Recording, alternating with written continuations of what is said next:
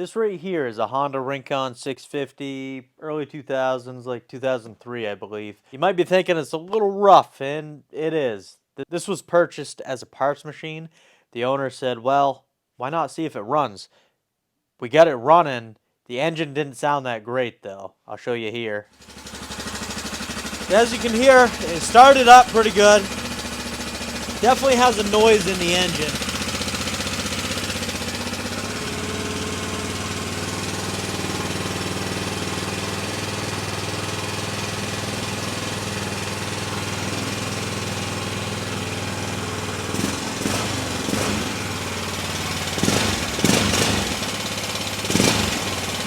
You hear it kind of getting louder.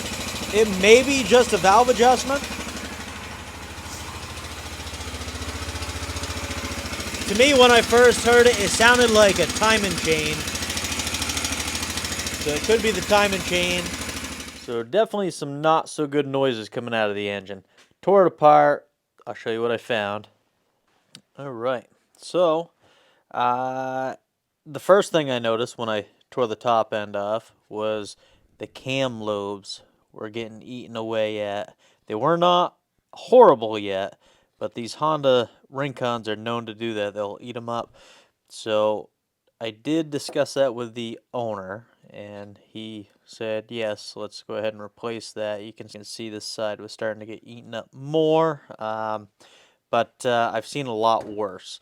That was not our noise. What I found was the automatic timing chain tensioner here would collapse under load if you pushed it in just right. Let me see here. See that? That should not do that. Doesn't do it every time. Well, there we go. See, it locks into place sometimes, but sometimes it'll collapse. And it should not do that. It should hold pressure all the way. So this timing chain tensioner is faulty. This was causing a timing chain slap noise. So that's what was going on there. The piston was in great shape. The rings, not bad. I measured them out. They would have got by, but we are installing fresh rings, a new cam, new cam followers, obviously a new timing chain tensioner, because that was the root cause of the noise. So we're going to be installing all that today, and probably a lot of mechanical stuff. We got to go right through this machine.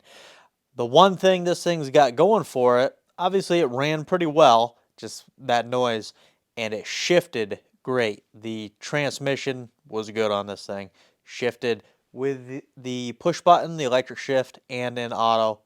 No problems at all. Tool drive, full drive kicked in. I was happy with that. So, just figuring out that noise, we're going to take care of that, get the top end of this put back together, and then, like I said, we'll check over the rest of the machine.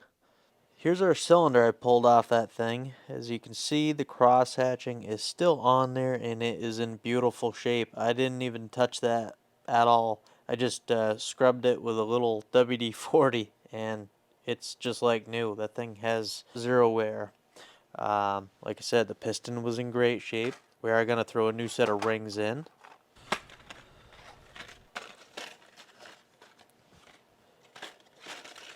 We'll check the ring end gap. This is our top ring right here. Go ahead and install that. And we'll just get it even by pushing it down with our piston. There. Now the top ring, they want 0.01 to 0.014, and that is in inches. 0.01 I can fit through. There's 0.014. It's a snug fit. I'd say it's about 0.014. The service limit on that is 0.02. So we are in spec. Perfect.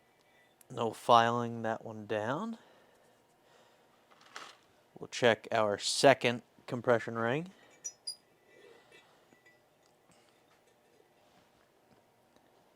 Same thing. I'll just push it down with that piston. Now this one has a different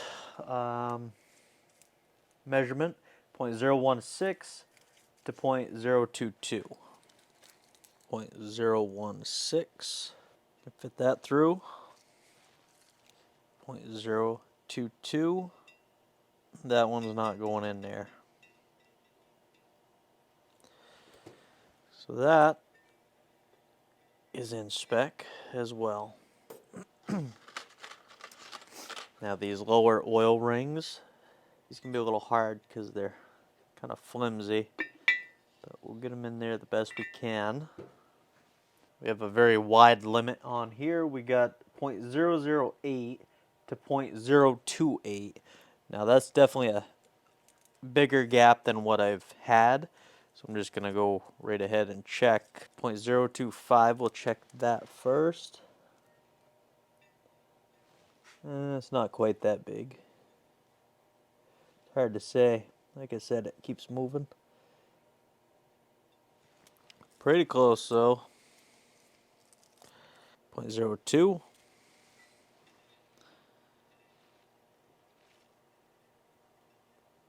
That fits barely. It's probably like 0.021, but that's in spec. And we'll check the next oil ring.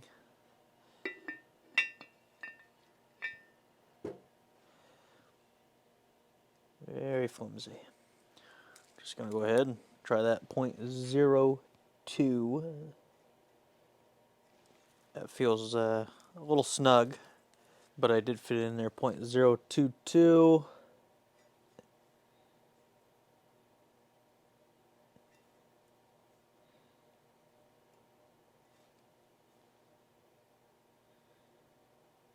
Yeah, it's smaller than the 0.022. It keeps opening up. So within spec. So we can go ahead and install our rings on our piston. Go ahead and install our oil rings first.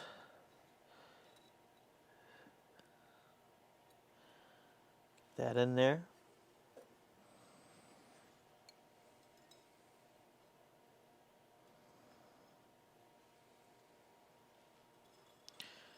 We're going to stagger them, just how it tells us in the book. Now in the book it shows an IN right here and an IN right here. I don't have this one. I don't know if it was written on and it's just gone, but there's nothing under that. Even if you clean it up, there's nothing. But you can see the in there for intake and nothing there. So it's telling us here to bring one of our rings here. And then the upper oil ring, it says 20 millimeters or more away from this one. So we'll go ahead and we'll drop her right over here. Now 20 millimeters is just shy of an inch. 25.4.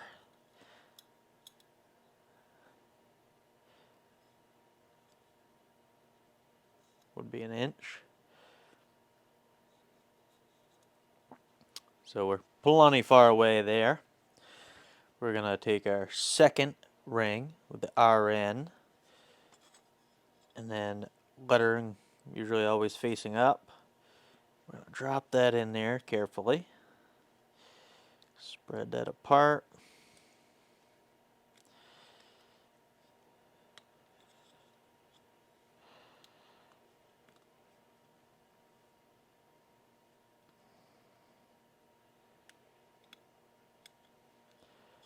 That's about where that's telling us to put it.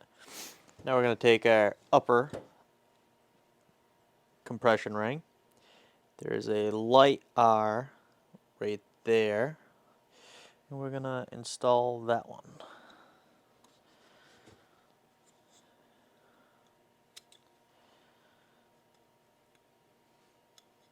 Okay. Now that, they want us putting that one about right there. It's the top one here and there. I'll take my piston pin and just dip it in that oil. I have my clip already installed in here. I never took it out. We only took one side out. Makes it easier for the install. And we'll just shove that in. We'll try not to turn these rings, but we'll double check to make sure they're in the correct position when we get them on the machine. I'm going to take that engine oil, just all over that connecting rod, making sure I get inside. Now I'm going to take this piston, and where it says in, the IN, that's going to go towards the intake. So the intake is going to be back here, exhaust out here. So intake, just like that.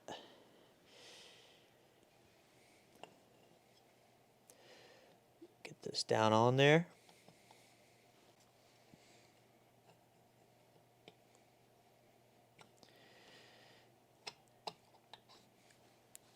Get that pin into place. Shove a rag down there. And I'm going to put a rag around here. Because when I install that clip, I don't want to lose it down in there. I don't want to be fishing that out with a magnet. I can bring my clip in here. Get that installed.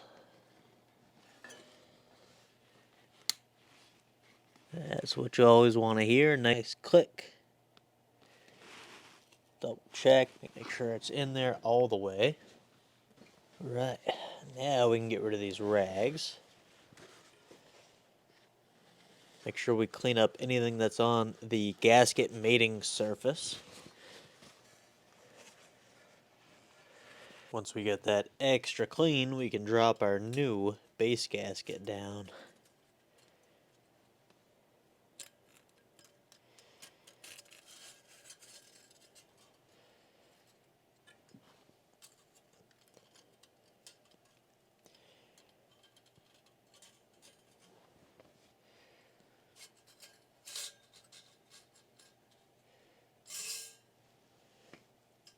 Cleaned my mating surface here, oiled the inside of the cylinder bore. Now we're ready to install it down on the piston.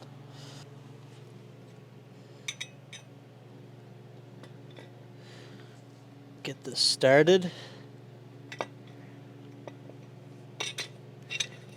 And we're gonna watch that rotation of the piston rings, make sure they're in the correct spot. Turn that one a little bit, and we should be good. Just going to compress those rings,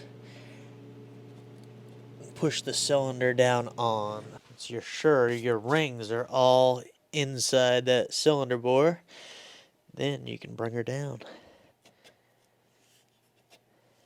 Nice. Gotta make sure we didn't drop anything on the gasket, because sometimes, just wiggling stuff. These are very unforgiving gaskets too. They're steel, thin, single layer gasket. It's not like a paper gasket that has some give. So we gotta make it by all these cables. So we get it by that. Make sure our time and chain guides are inside the cylinder. We can just slide it down on. Now this yellow one in the back sits in the groove on that cylinder. So we want to make sure that goes in the groove. We'll lift that time and chain up to give it the room it needs. It should go right into place.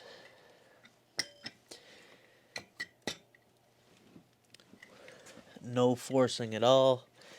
If you gotta force it, something's wrong. This time and chain guide's not lined up, or something's not lined up. But it should go right down on there just like that. That's beautiful. Alright, now we got 4 bolts to install. One right here. Thread that down.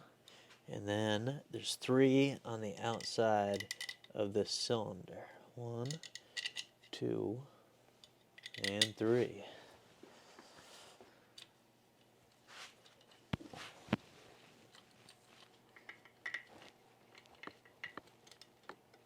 Go ahead and torque these down.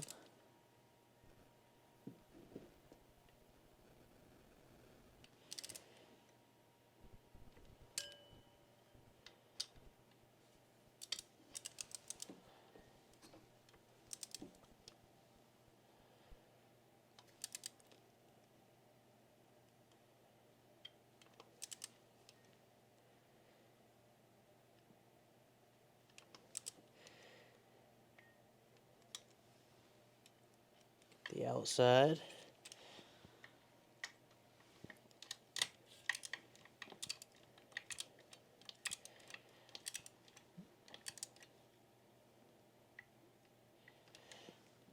Now these outside bolts, it says to re-torque them after we install the head cover, because obviously when we get the cylinder head on here and get these bolts, get these nuts tightened down, it's gonna squish this even more and could loosen these bolts up. There's nothing we can do about this one because the camshaft will be installed on top of this. We're going to install, before we put that cylinder head on, we're going to install our coolant pipe, and we're going to want a new O-ring on there. So just test fit. We'll put a little oil on that so it slides in nice. You can do this at any time, but it's just a little easier without that cylinder on. Alright, now we're going to come down here into our inspection port. We are looking to be on the T. Get the T locked in. As you can see, we're at the top, so we're at the top dead center right now. Got the new cam, brand new lobes. Here's the old one, all worn down. So we're going to want to grab our timing chain out of here. And our camshaft goes. Then we gotta time this. I'll show you in a minute.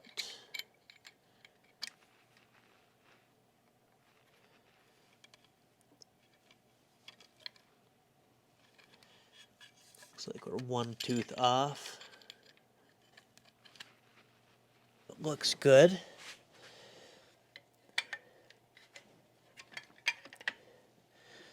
And get this cam into place. We're going to come back down here, make sure we're still on the T, which we are. Now, if we take a look at the cam up here, there's a line on the bottom of the cam. I don't think you can see it right there. Maybe you can see it right there. You want that parallel with this surface. And then these lines, same thing, parallel. When you're on top dead center, your lobes are always going to be facing down. That way the valves are completely shut. Now, if you don't trust your eyeball judgment, you can take a measurement from this little dash down here to the cylinder. Same thing over here to the cylinder, and they should be the same.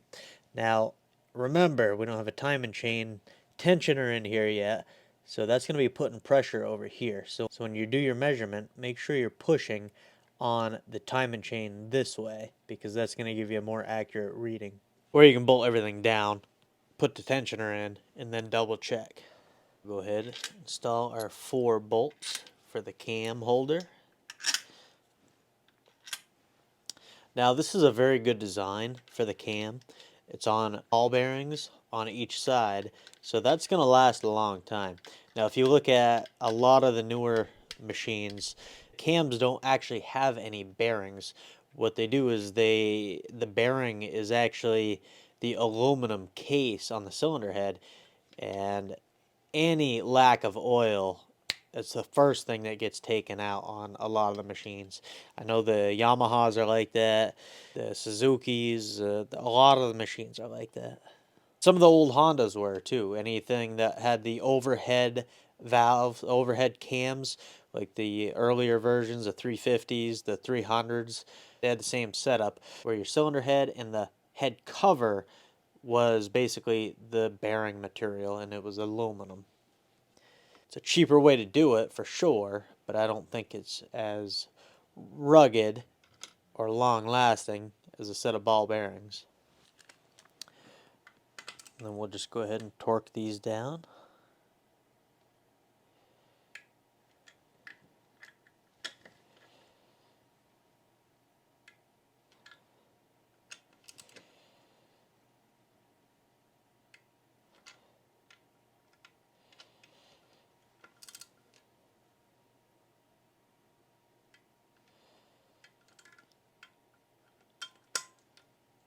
Always just like to double check.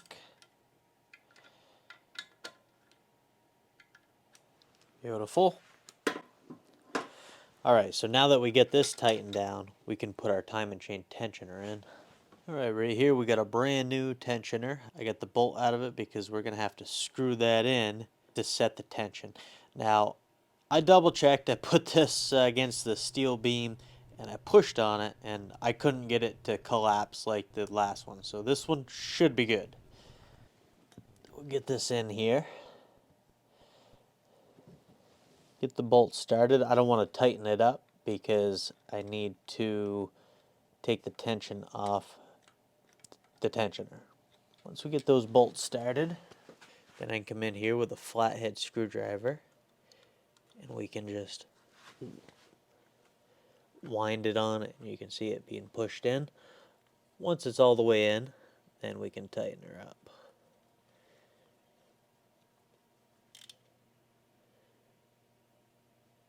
Tighten those bolts down. And if you think you might have too much tension, we can go back in here and wind it out. You can see it loosen that tensioner up, and we'll let it go. And there we go. We have the correct tension on that chain. Then we can just put that sealing bolt back on.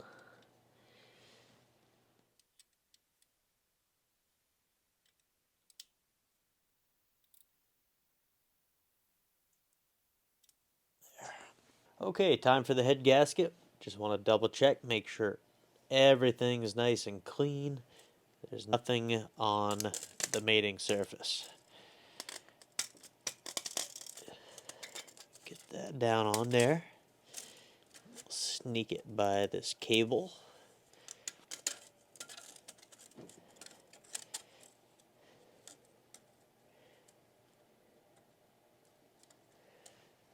That shift cable is just in a bad spot. Right. Get it down in there. Alright, now we got the cylinder head. You want to make sure everything's clean here as well. Just as important. Now this, I actually went ahead and replaced all the valve seals while I was waiting for parts for this thing. These are the ones I pulled out. Very hard, you know. It's an older machine, so just very hard and brittle. When they get like that, sometimes they'll cause smoking on a cold start, and then as they heat up and the seal kind of swells, stop smoking. Before I go ahead and put that head on, I'm just going to put a little assembly lube on the camshaft lobes here.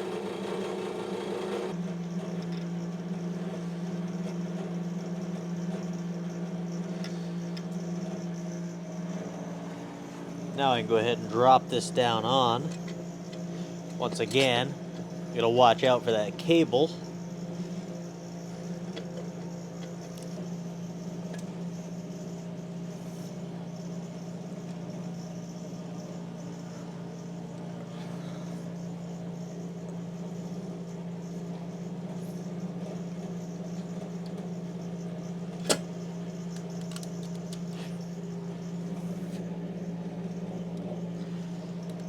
Okay, beautiful. New cam followers. Just coat the outside of that with some assembly lube as well. And then they can go right in their hole.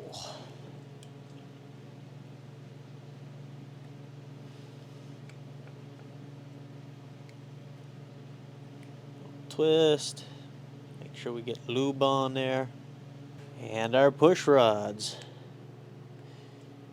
So there's nothing to tighten down yet. We got our new gasket that goes on. And now the rockers are going to rest right in there, so we're going to pick those up. Could definitely install those afterwards.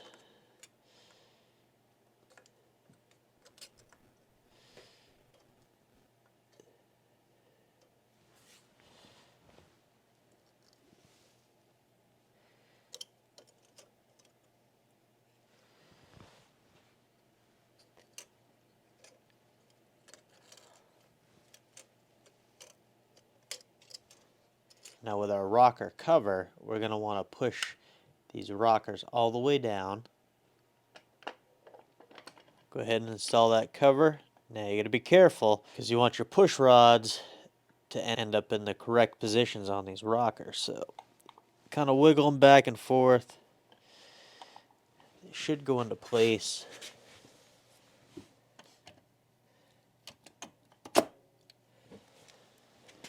You'll be able to tell. I mean, that went down super easy. Should be correct. As you can see, our valves are super loose, but this is going to get squished down when I tighten it down. Washer, washer, washer, washer, cap nut.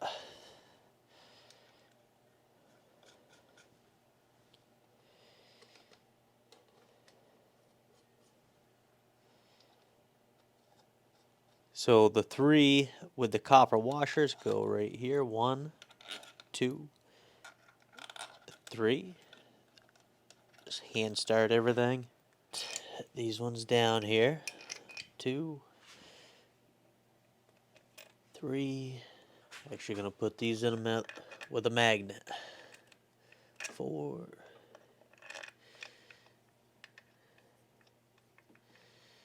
And 5.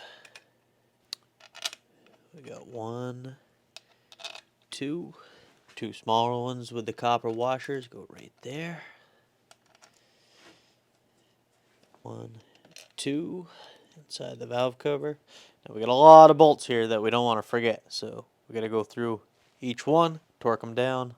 I like to just get them all started first, and then we'll tighten the cap nuts down, because when we crank these down to 40 foot-pounds, it's going to sink that in, and we'll have to retorque everything anyways. So just hand tight.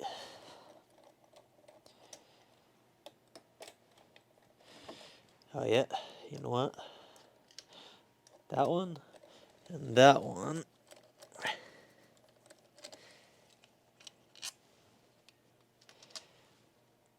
As you can see, they're the same size, but you can see how clean this one is. This one was inside the engine, getting cleaned by the engine oil. So we'll make sure it stays that way.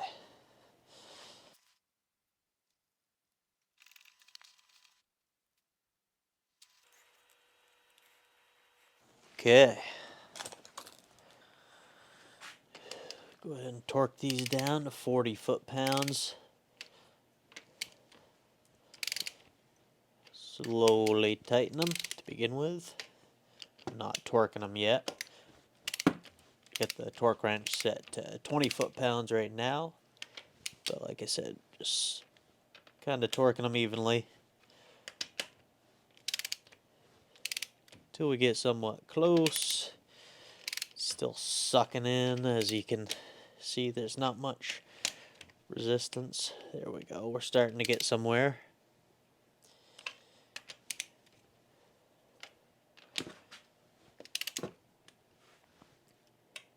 As you can see, those tightened right up. That one's, the exhaust still a little loose, but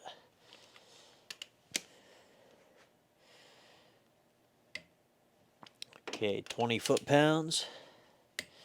20. 20. And 20. We'll go 30 foot-pounds.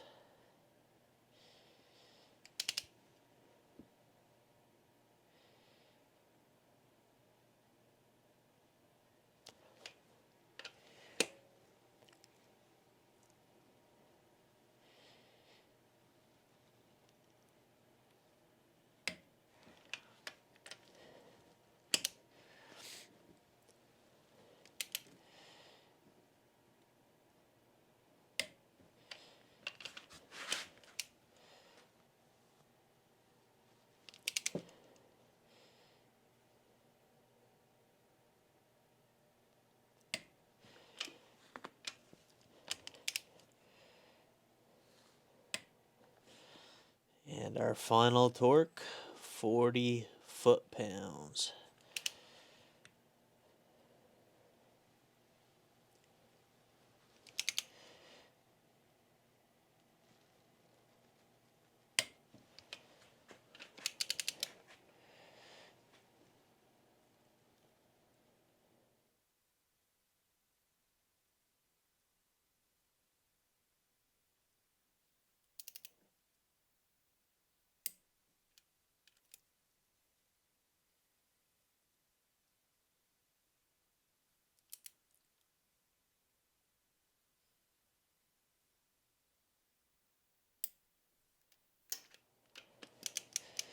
And our last one.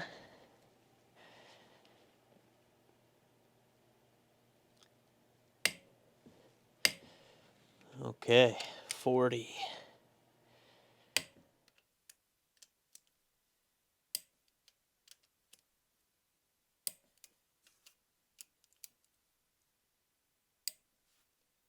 Nice.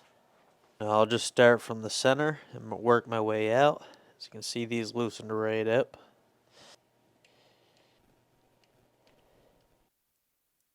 Okay, 1, 2, 3. Do this one. 4.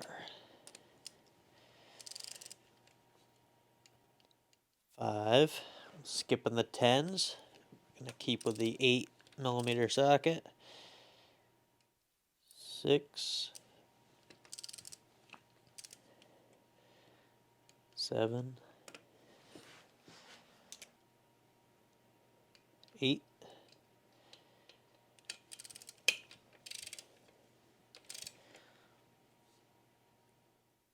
9.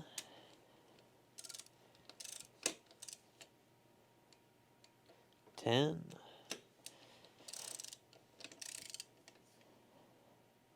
11.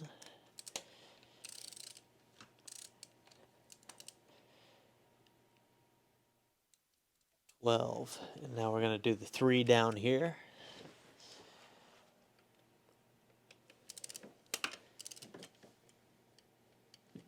That one's still good. Still good. And still good. Now we can go ahead and tighten these two 10mm heads up. There. Okay, I'm going to run back through these two. Two. Good. Good. Good. Good. Good. Good. Good. That covers everything on the cap. Good. Good. Good. Good. Good. Good. Good. And excellent. Beautiful. Okay. Now we're tight. Exhaust a little on the loose side. We'll double check our specs here and get that into spec. Don't mind seeing this thing spin over a couple times before I go ahead and check the valve clearance. Turn it over nice and slow. There's no recoil on this, if you couldn't tell.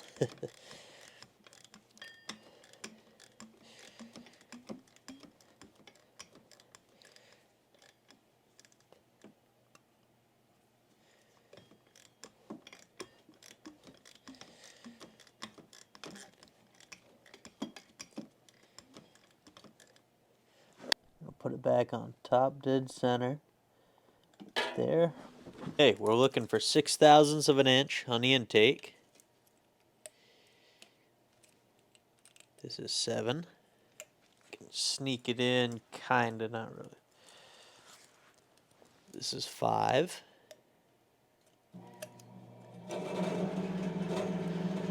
Say it's closer to 5. We'll open that up a little bit.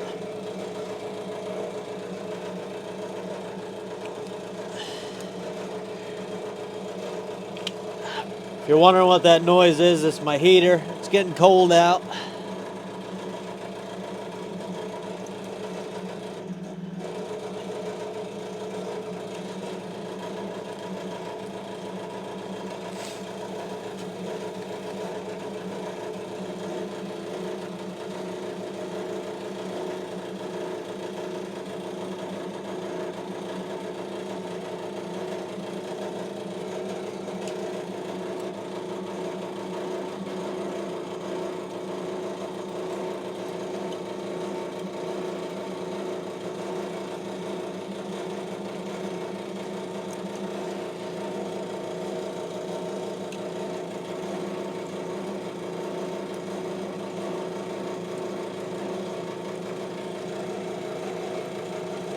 Good there.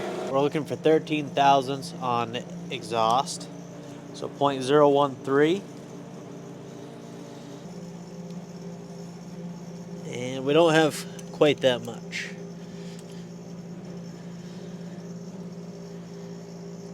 At this side, we're actually good. So it was very close. We're at 13.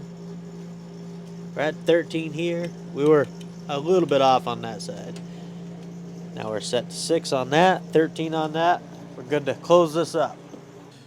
New O-ring on our valve covers.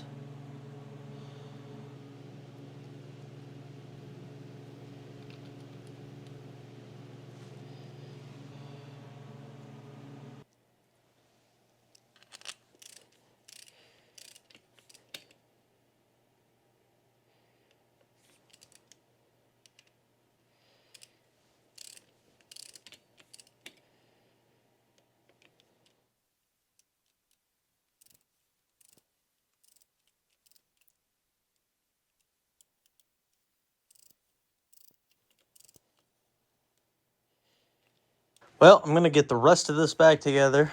Obviously, got to go through the carb again. Some new, well, used rear shocks. Whatever else I find on here. Obviously, a rear wheel bearing, as that is shot. Wow. Probably some other stuff. Now, I know on the video I did about this thing when I tore it down, somebody was asking, I wonder what wore the cam shaft out. And you know, I probably found it. This is the oil filter, and I pulled it out exactly like this. The filter don't look bad, but there's supposed to be a spring and a sealing washer pushing that filter against this housing, and there was nothing. Now, a lot of these Honda Rincons, people lose these washers. Usually they have the spring in there, but they lose the washer. Now, the washer isn't as important, but it's still important because without that washer, the spring is going to kind of cut into that rubber, and it's just not how it's supposed to go. You're supposed to have that washer that helps protect the rubber from the little spring. But like I said, you're better off having just the spring than nothing at all. Now, it wouldn't go this way. It would go the other way. The filter would go in, and then this would be on the back side of the filter. Like I said, there was nothing in there. So this filter was just kind of loose in there, not sealed up against it, so it probably wasn't filtering the oil good, and any little bit of debris would have went into that engine. It didn't seem to take out the cylinder, but it started working on the top end for sure. And I get losing these things, but they're only $3 from Honda. I just went and bought some. Same thing with the spring. $3 for the spring, 3 something, and under $4 each for the spring and the washer. I know $4 for that little washer is kind of ridiculous, but I didn't think it was too bad for a Honda part. This is how it should go. Spring, sealing washer, and the oil filter. Now, it doesn't matter which way you go with the oil filter. Some Hondas do, so don't quote me on that. I've seen I dealt with a blown up Honda Foreman 500 that they installed the filter backwards, but on that one, there's only one hole. The other side's solid. This hole on both sides, so either way, that can go on. Just like that, you want to have that spring pressure right there. Then we can stick it on the machine. Then we also have this one right here that's gonna need a little help. As you can see, she's a little banged up. I'll show you the video the owner sent to me about how it got in this situation.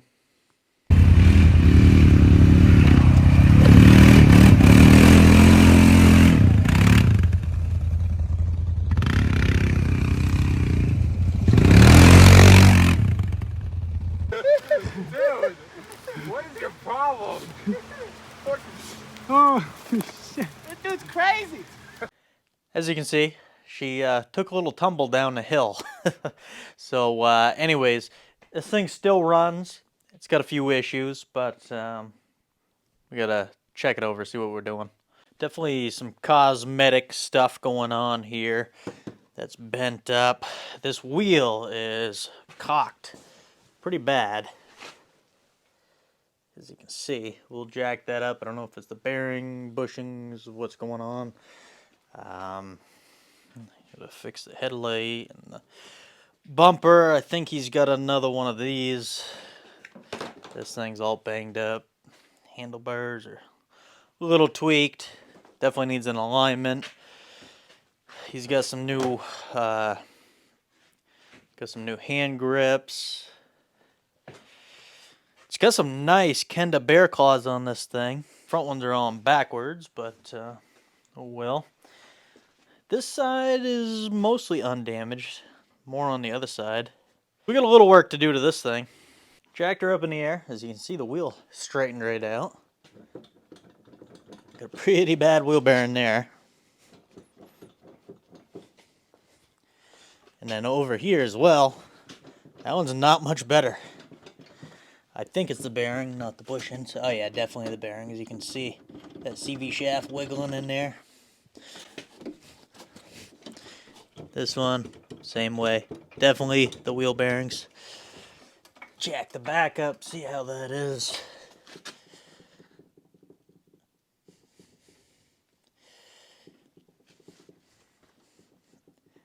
Very small amount of play in the back one. Nice and tight.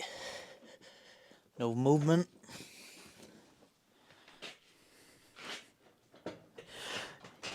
Yeah, she's gonna need something. So I went ahead and put new brake pads on the back. The rotor looked good back there. Installed the new recoil up here. Moving on to the front, I wanted to show you this. These things are bad. Of course, the wheel bearing was so bad. When your wheel bearings get bad, this thing rocks back and forth in your brake rotor. And yes, this does have a brake rotor. Now, normally these Honda Rincons would have brake shoes up front, like most other Honda ATVs. But this has a conversion kit on it. As you can see, Willwood brake caliper.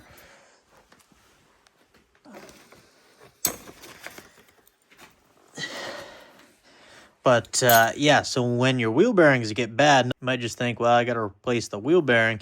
Well, when it gets that bad, it rocks back and forth and your caliper stationary.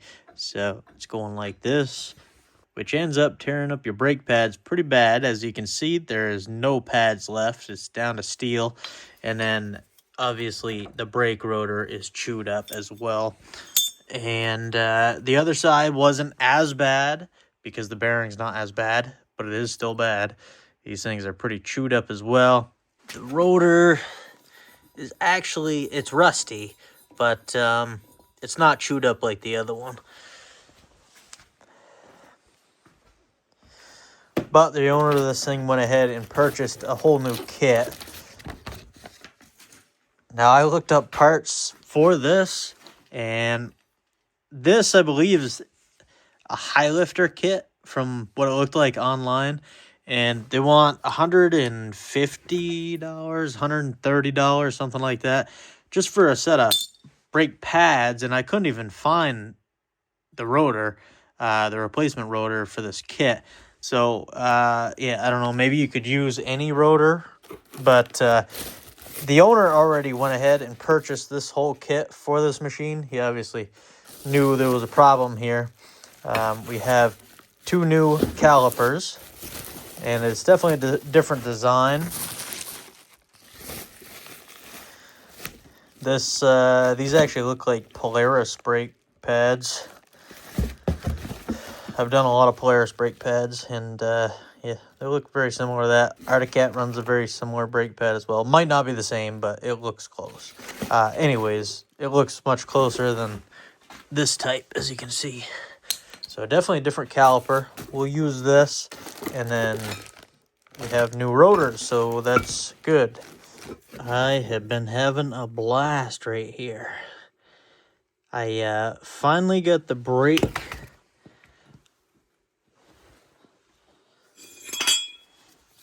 caliper mount off. I mean, all 4 bolts on this one I could not get off. Heated them. The Allen heads just kept stripping out on me. I said, well, it looks like the same bracket as that new one. Well, it wasn't, because as you can see, this one's recessed. The new one is not. So the caliper would not mount on here correctly. So I drilled all 4 of those out. And then this one I left on here because I figured it'd be easier to drill. I tried taking them off first. Obviously, it wouldn't come. I didn't put too much heat because I didn't want to get any of the boots on this one. I just tried them a little bit and said, heck with it. I'll just drill them all out. So I drilled off all the heads. Now I'll probably take this off, drill through them, and then heat them up and then pull it out. That's what I ended up doing with this one. But anyways, I wanted to show you. Check out the wheel bearing. Look how dry and rusty it is in there. I think even that clip's going to come out mean. But yeah, she's seen better days. That ball was not really ball shaped anymore right there. Oh boy. Well, if you made it this far into the video, I'd like to apologize because I have no running footage of those Honda Rincons I just fixed that you guys just watched. I lost a lot of my footage. I don't know what happened to it. May have a 2-second clip when we were riding.